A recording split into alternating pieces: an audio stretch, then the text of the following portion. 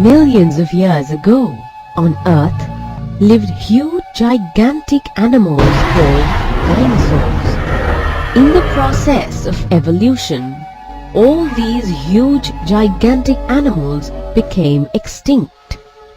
Using the remnants of these dead animals to compare against the characteristics of existing animals, evolutionary relationships were developed. This is how we came to know about the existence of dinosaurs. However, there are several other pieces of evidences of evolution that suggest a link between the different species.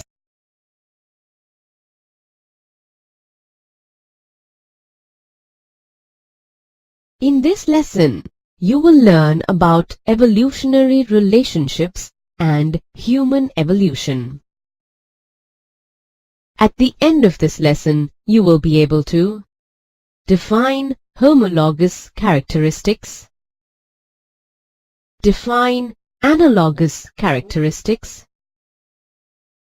analyze the tracing of evolutionary relationships with examples, explain tracing the human evolution, define a fossil, and identify the methods used to find the age of fossils. Characteristics are the hereditary traits transmitted from parent organisms to their offspring. They can be related to particular appearance or behavior. For example, we have 4 limbs. That's a characteristic. Preparation of food through photosynthesis is a basic characteristic of plants. Characteristics in far related organisms would be similar because they are inherited from a common ancestor. Such characteristics are called homologous characteristics. For example, mammals, birds, reptiles, and amphibians have 4 limbs with the same basic limb layout because they have inherited the limbs from a common ancestor. These limbs have been modified to perform different functions. However, all similarities between animals are not necessarily because of a common ancestry. Let's consider the example of bats and birds.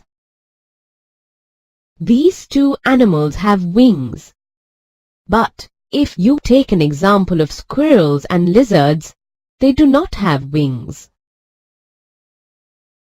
From this, we can conclude that birds and bats are more closely related to each other when compared to squirrels and lizards. The wings of bats have skin folds stretched between elongated fingers, whereas the wings of birds are feathery, covering the arm entirely. The designs of the 2 wings look similar because they have a common purpose: to fly. Their structure and components, however, are different. Therefore, although their origin is not common, they serve similar functions. This makes it an analogous characteristic rather than a homologous characteristic. Thus, homologous characteristics and analogous characteristics help us trace evolutionary relationships. They are evidence of evolution. Studies on characteristics were not only conducted on the current species, but also done on the species that are now extinct. How can we know that an extinct species ever existed. When an organism dies, it gets decomposed and leaves behind remnants in the soil. These traces of living organisms are known as fossils. Let's illustrate the process of fossilization of an ammonite. On its death, an ammonite sinks to the sea floor. Scavengers feed on the fleshy body, and all that remains is the shell. Gradually, the ammonite's shell is covered with silt and sand. After a few hundred years, the shell gets buried several feet beneath the surface of the earth. Gradually, the shell decays, and what remains is a rock-like copy of the original shell. This is exposed when the rock is eroded by the wind, water, ice, or by the activities of paleontologists.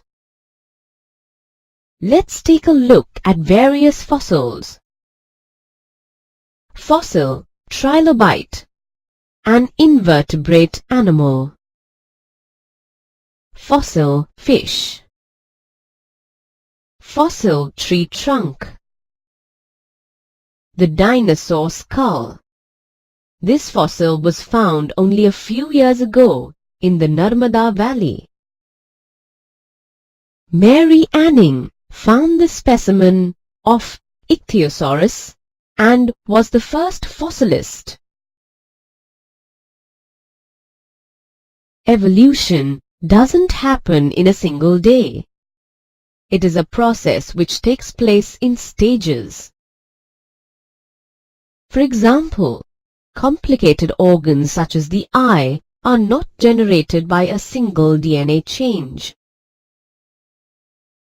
The eye was formed over generations, starting from the intermediate rudimentary eye in planaria to the well-complexed eye in vertebrates. All of these changes are in response to adaptation to the environment. For example, the eyes of the octopus and the eyes of vertebrates have evolved entirely independently.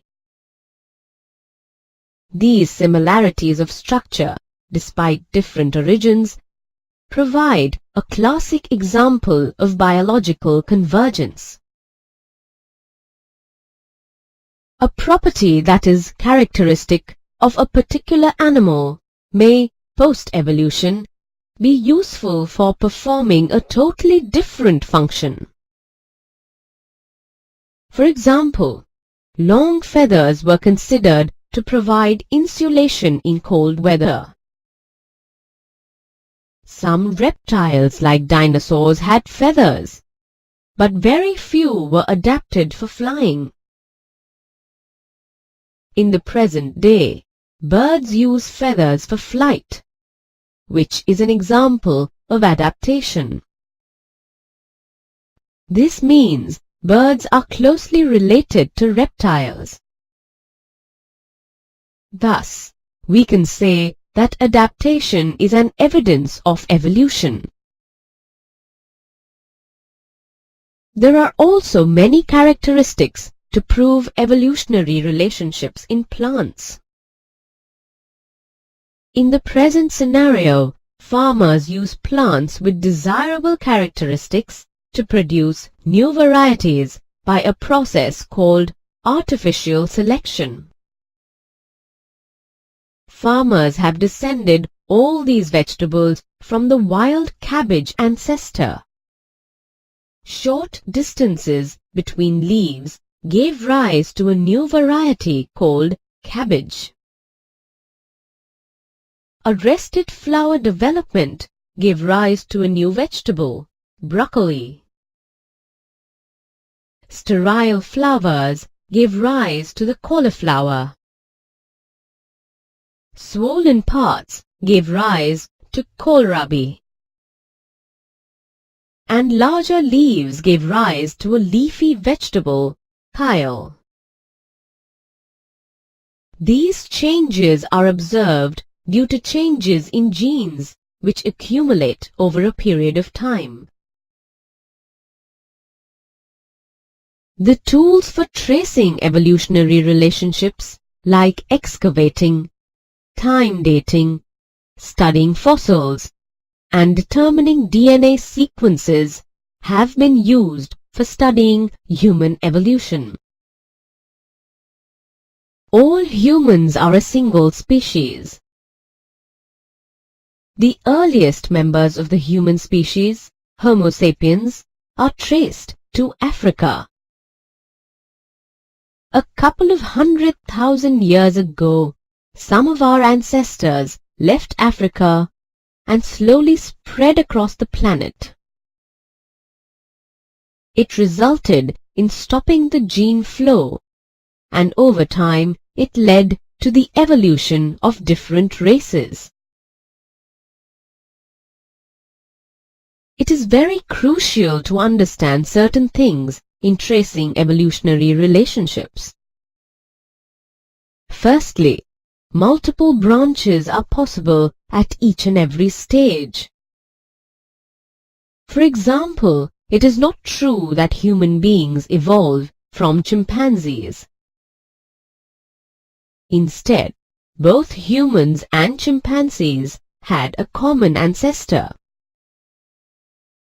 Changes in DNA during reproduction are the basic events in evolution. Comparing the DNA of different species allows us to estimate how much the DNA has changed during the formation of these new species. In fact, there is no real progress in the idea of evolution. Evolution is simply the generation of diversity and shaping of the diversity by environmental selection. The only progressive trend in evolution seems to be that more and more complex body designs have emerged over time. However, many old and simple designs still survive. For example, one of the simpler forms, bacteria, is able to survive in almost all climatic conditions such as hot springs, deep-sea thermal events, and in Antarctica. In other words, human beings are not the height of evolution, but simply yet another species in the crowded spectrum of evolving life.